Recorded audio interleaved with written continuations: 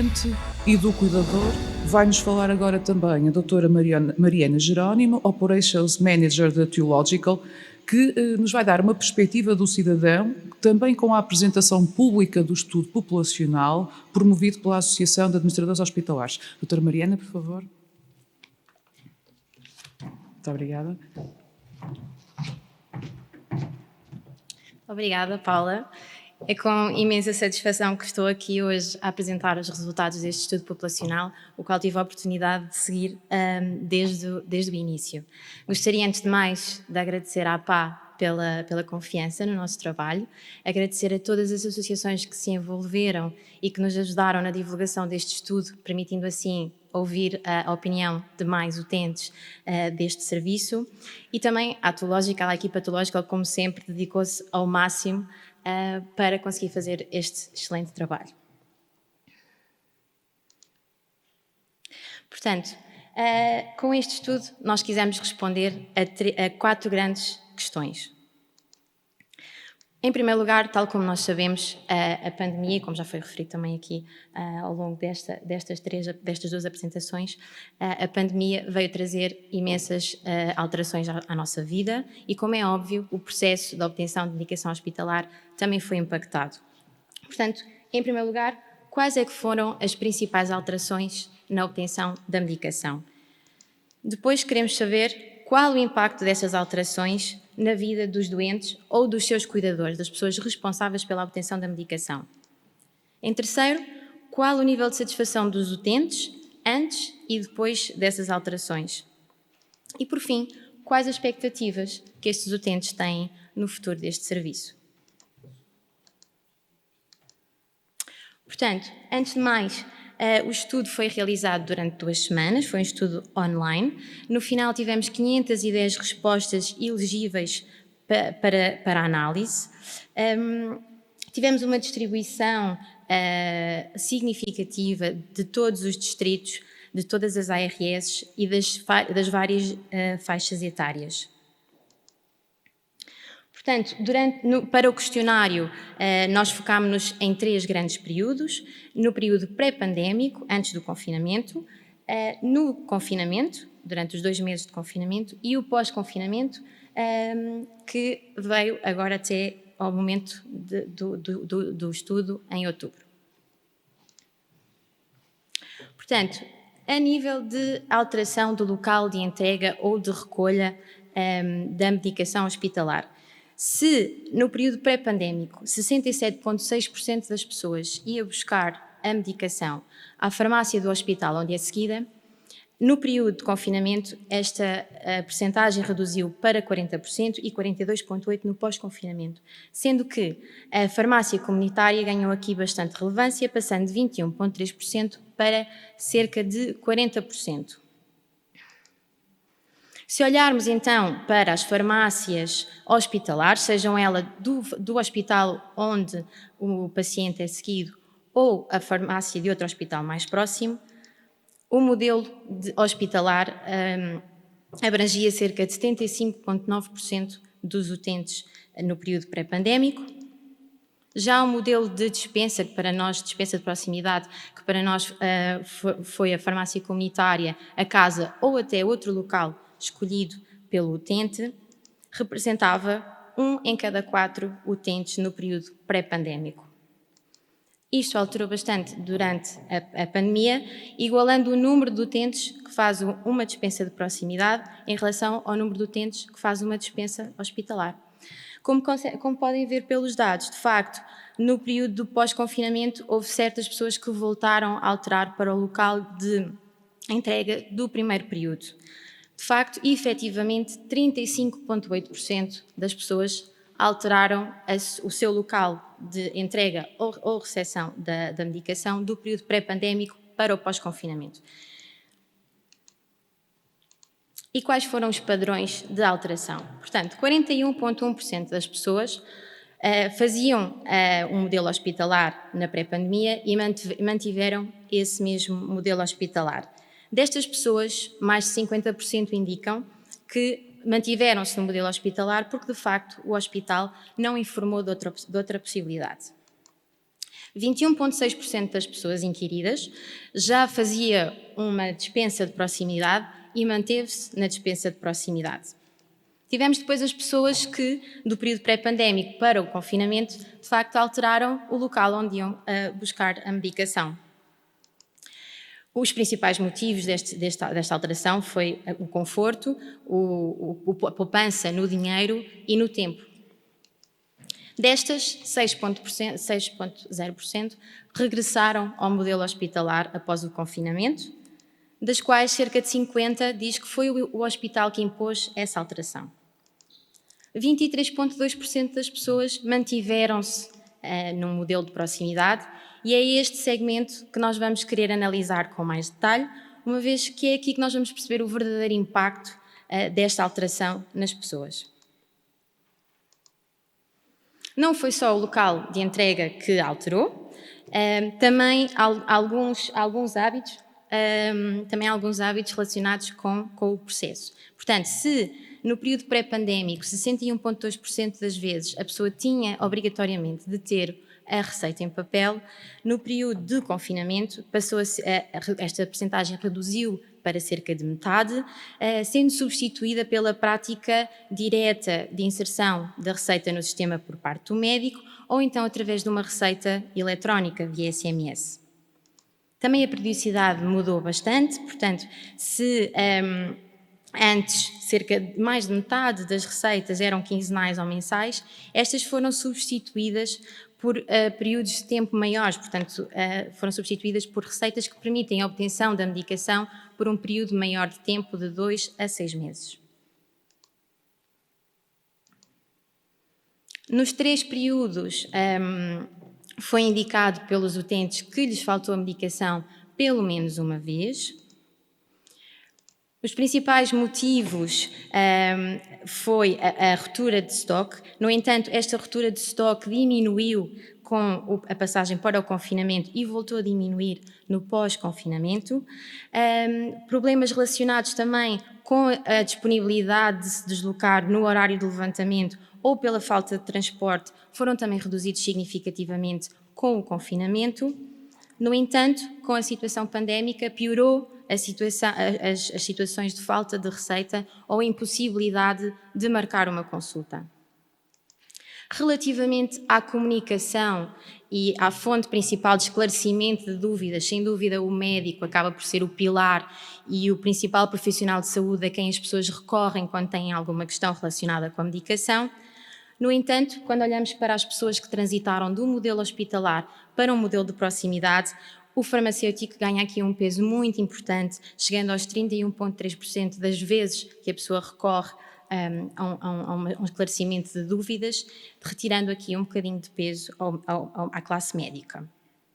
Então, e qual é que é o impacto que estas alterações tiveram efetivamente na vida dos utentes que transitaram do modelo hospitalar para um modelo de proximidade? Daqui para a frente, e como viram anteriormente, o período de confinamento e pós-confinamento é muito similar, portanto vamos nos focar apenas nos 2 períodos da pré-pandemia e do pós-confinamento. A nível de deslocações, e olhando para as deslocações a nível de cada ARS, se anteriormente um utente fazia 59 km em média na ARS Norte para ir buscar a sua medicação, com o regime de proximidade passou a fazer apenas 13.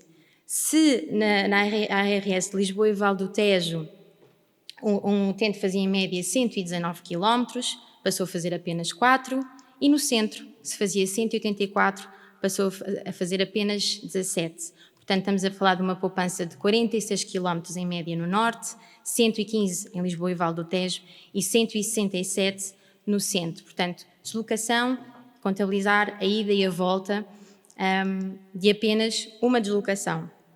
Portanto, isto prefaz um total, dentro das pessoas, somando todos os quilómetros das pessoas que fizeram esta mudança, estamos a falar de quase 13 mil quilómetros e 112 quilómetros em média por utente.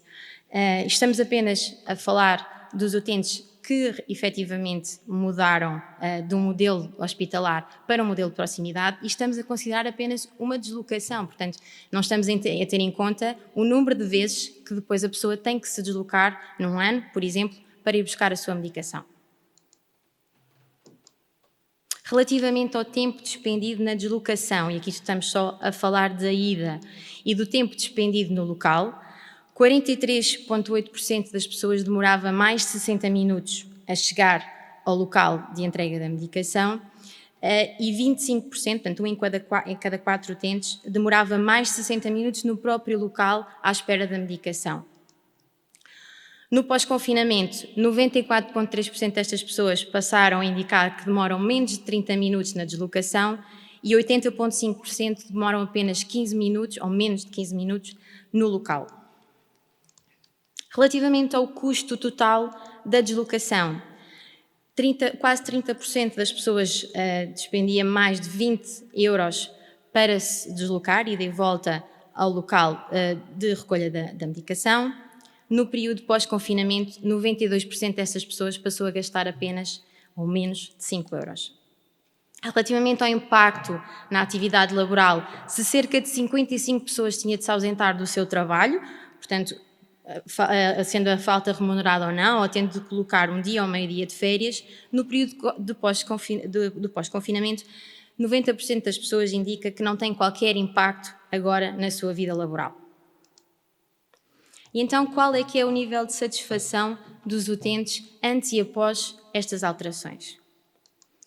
Portanto, de uma forma global, na pré-pandemia, a satisfação dos utentes rondava os 3,75 numa escala de 1 a 5, onde 1 a pessoa não estaria nada satisfeito e 5 muito satisfeito. No pós-confinamento, esta avaliação subiu ligeiramente. Portanto, das pessoas que estavam em regime hospitalar e se mantiveram em regime hospitalar, a avaliação do serviço rondava os 3,94 na pré-pandemia, passou a ser 3,88 no pós-confinamento. Esta redução ligeira da satisfação advém principalmente de parâmetros relacionados com o atendimento e com a comunicação do hospital com o utente. Para quem alterou do modelo hospitalar para um modelo de dispensa de proximidade, a sua avaliação anterior era de 3,12, não estando muito satisfeitos, passou a ter uma ótima avaliação de 4,61. E porquê? Portanto, se antes havia uma avaliação, digamos, má da comunicação relacionada com a entrega ou com a recolha da medicação, com o tempo de espera e com o tempo gasto na deslocação, todos esses parâmetros passaram a ser muito, muito melhor avaliados no período pós-confinamento. E agora, quais as expectativas dos utentes para o futuro? Portanto, quando questionados de qual o local preferencial, e aqui só podiam indicar um local onde gostariam de levantar ou receber a sua medicação no futuro, 43,7% das pessoas indicaram a farmácia comunitária e 39,2% indicaram a sua própria casa, fazendo um total de 82,9% de utentes que gostaria, de facto, de entrar num regime de dispensa de proximidade. É interessante referir que as pessoas que já se encontram num regime de dispensa de proximidade valorizam a entrega na farmácia comunitária e gostavam de manter essa mesma entrega. Relativamente a podermos ter uma aplicação onde as pessoas consultariam o ponto de situação na entrega da medicação, a avaliação da utilidade desta aplicação é de 4,17 numa escala de 1 a 5, onde 5 é muito útil. Quando questionados se estariam dispostos a pagar por ter a medicação hospitalar entregue no local à sua escolha, 65,1% das pessoas indica que sim, e cerca de 50% dessas pessoas estaria disposta a pagar até 2 euros por este serviço. No entanto, se olharmos para as pessoas que gastam mais do que 10 euros na deslocação, estas percentagens diferem um pouco e 21,7% das pessoas já estaria disposta a pagar mais de 5 euros pela entrega da medicação. Portanto, agora resumindo as 4 questões que foram colocadas, quais as alterações no processo de obtenção de medicação hospitalar. Portanto, já havia um esforço de um conjunto de administradores hospitalares para instituir uma dispensa de proximidade. Esta veio ser catalisada pela pandemia do Covid-19. Relativamente aos benefícios, entre eles sabemos que as deslocações passaram a ser mais curtas, menos tempo despendido, menos ausências no trabalho e, consequentemente, um menor custo. São alguns dos benefícios que os utentes vieram a ter no modelo de proximidade. Este impacto positivo gerado na vida dos utentes reflete-se no seu nível de satisfação em relação a este processo. E relativamente ao futuro, sem dúvida que a dispensa de proximidade, seja ela através da farmácia comunitária ou da entrega em casa, é de longe um modelo preferencial dos utentes, estando estes até dispostos a pagar por este serviço.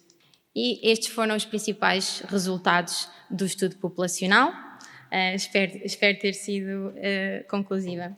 Dentro da apresentação que fez e destes valores, até da expectativa das pessoas e a confirmação da sua satisfação, há um ponto a reter também para o futuro que me parece importante, permita-me salientar.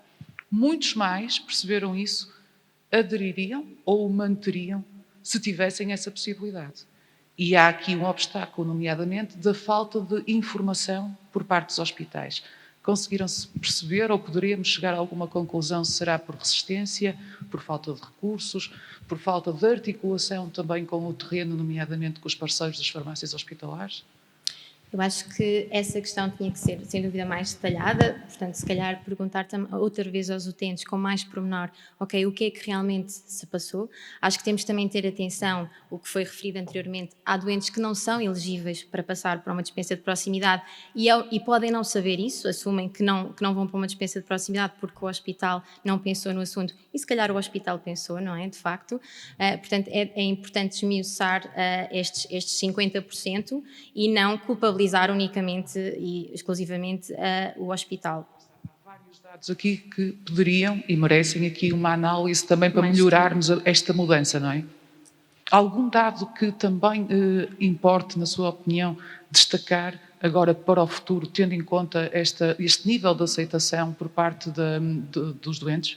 Eu acho que, e também aqui não sendo muito imparcial, mas acho que de facto a importância do farmacêutico comunitário, as pessoas que passaram a ter uma dispensa de proximidade na farmácia comunitária passaram a valorizar este momento de entrega onde vão ter o apoio de um profissional de saúde. Portanto, as pessoas que estão em regime hospitalar ainda até dizem que gostariam mais de receber a medicação em casa, por ser mais cómodo, mas de facto as que já estão, as que já transitaram e estão a ir buscar a medicação na farmácia, percebem que é cómodo na mesma, e é bastante relevante ter depois o profissional de saúde com o qual podem falar e com o qual podem tirar dúvidas. Isto acontece principalmente na população com idades mais avançadas. É a população que mais valoriza este contacto com o farmacêutico comunitário.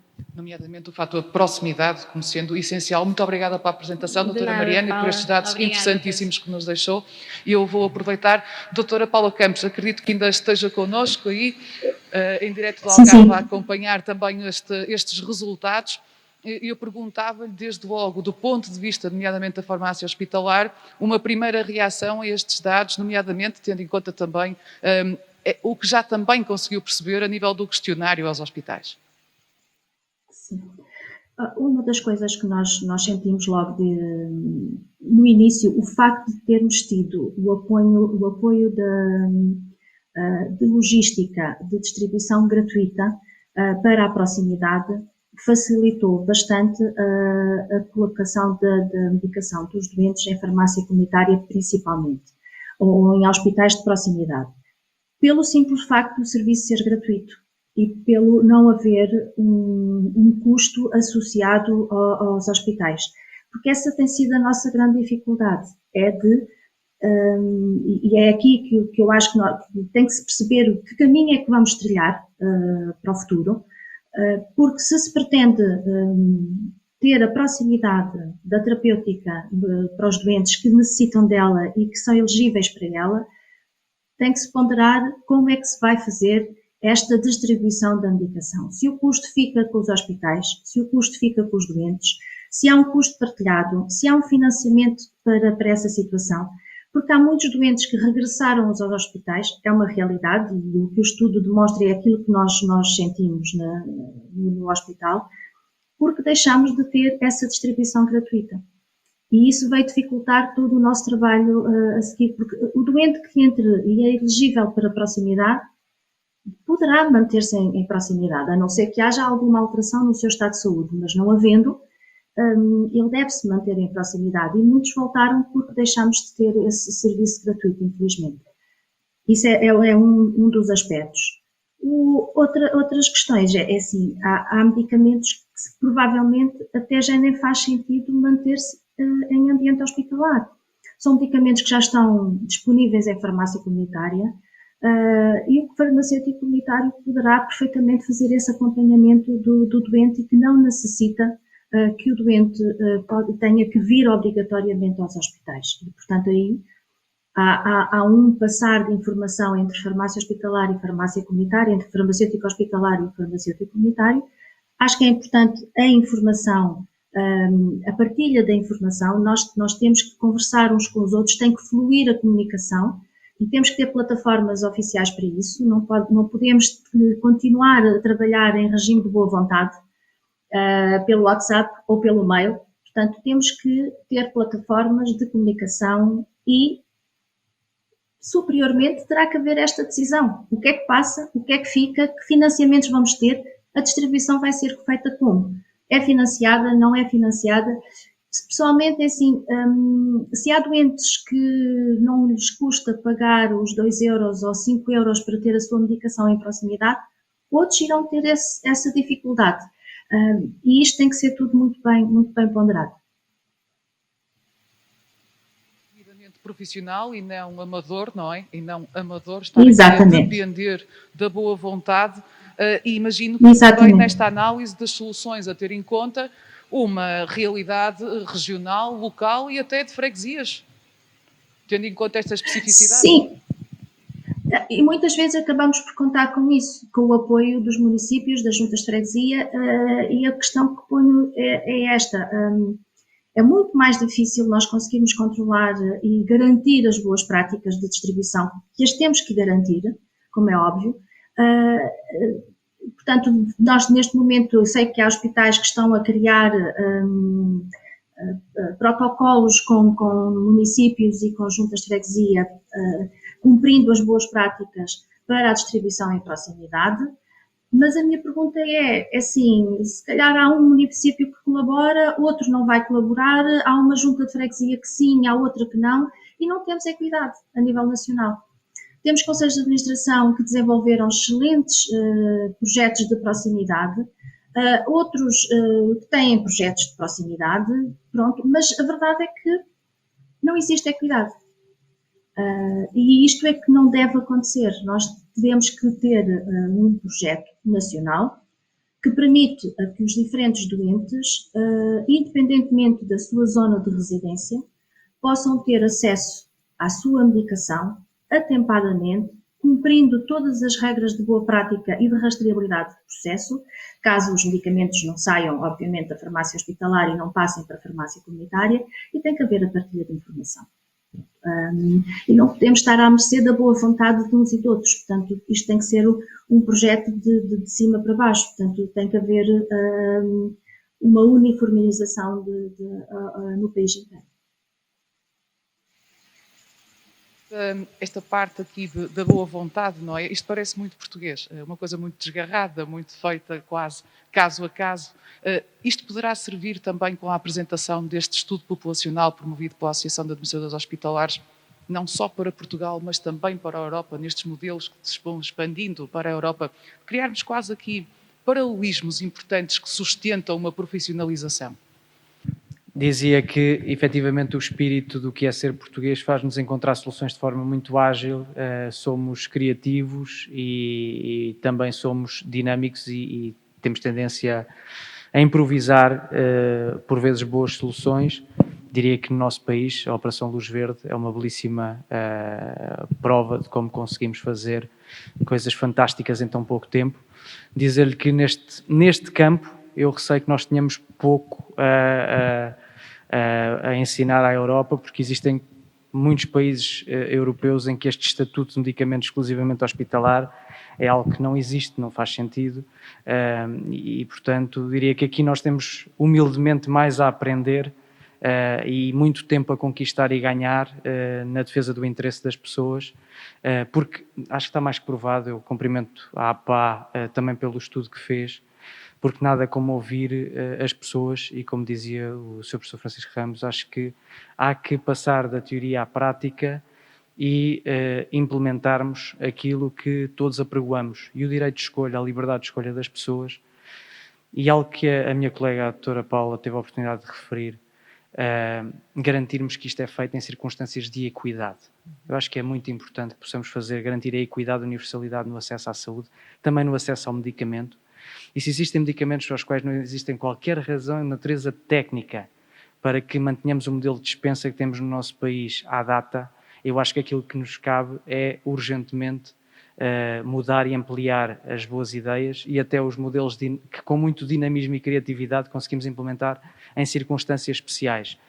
Deixe-me e permita-me só também aproveitar a ocasião para cumprimentar todos os administradores hospitalares que procuraram, independentemente do modelo, soluções criativas. Eu gostava, no entanto, de reforçar algo que me parece que ao longo da sessão ainda não foi justamente reconhecido, que foi a colaboração da distribuição farmacêutica em todos estes processos, quando foi chamada a intervir.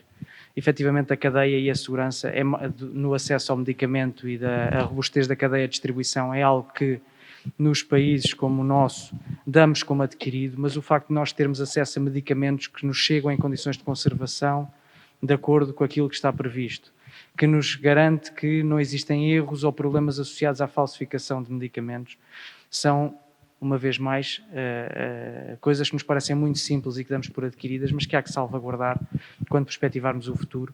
E eu custa muito que nós tenhamos, independentemente da boa vontade, ou continuemos a tentar procurar modelos demasiado criativos ou arriscados, compreendendo, por exemplo, que os municípios e as entidades públicas também com responsabilidades em proximidade são importantes aqui, mas não compreendo como com uma rede capilar, como uma rede de farmácias, nós ainda ponderamos modelos de distribuição que não passem pela farmácia comunitária, onde estão farmacêuticos comunitários para ajudar e para colaborar, claro, em estreita colaboração com os farmacêuticos hospitalares e com os outros profissionais de saúde. Portanto, parece-me que criatividade sim, pegar naquilo que fizemos de bom e ampliar, sem dúvida, e aprendermos com aquilo que noutros países da Europa e do mundo é já feito, é uma realidade, e claro, também podermos levar-lhes aquilo que nós fazemos de bom. E referiu e muito bem esse circuito de segurança e uma ideia final para fecharmos este primeiro painel, uma maior articulação, também já aqui falada, nomeadamente aproveitando as novas tecnologias que referiu na sua apresentação. Um caminho para sustentar esta devida profissionalização poderia ser também, aproveitando estas novas tecnologias, encurtar os tempos e a falta de comunicação que poderá acontecer entre as unidades hospitalares, as farmácias hospitalares e as comunitárias. Portanto, tudo isto, um circuito também, digamos, de avaliação e até de controle de qualidade. Exatamente. Monitorização, diria monitorização dos resultados, monitorização do processo, comunicação estruturada de informação, sempre em respeito pela pessoa, pelo doente, garantindo confidencialidade, mas também ultrapassando este dogma da confidencialidade que muitas vezes nos faz não avançar com soluções que realmente importam às pessoas. E os farmacêuticos comunitários estão também eles obrigados a um código de ética e de ontologia, tal como os farmacêuticos hospitalares e os outros profissionais de saúde.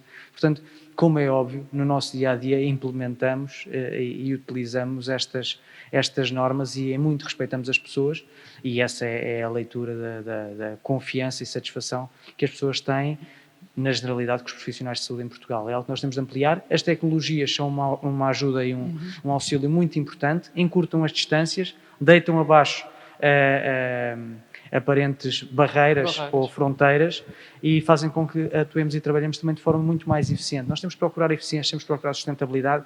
Esta ideia de que o que fazemos não tem custos, só porque não os vemos, não a podemos continuar a perpetuar. Nós temos efetivamente de garantir que o sistema de saúde é financiável e eu diria que todos nós admiramos e apreciamos e temos muito orgulho, digo como português, frequentemente em representação internacional, tenho imenso orgulho daquilo que é o nosso Serviço Nacional de Saúde, mas nós temos de perceber que a melhor forma de o proteger é garantindo também a eficiência e a sustentabilidade da prestação de cuidados. Não podemos continuar a aplicar as fórmulas do passado para fazer face aos problemas do presente e muito menos para estarmos devidamente fortes e estruturados no futuro.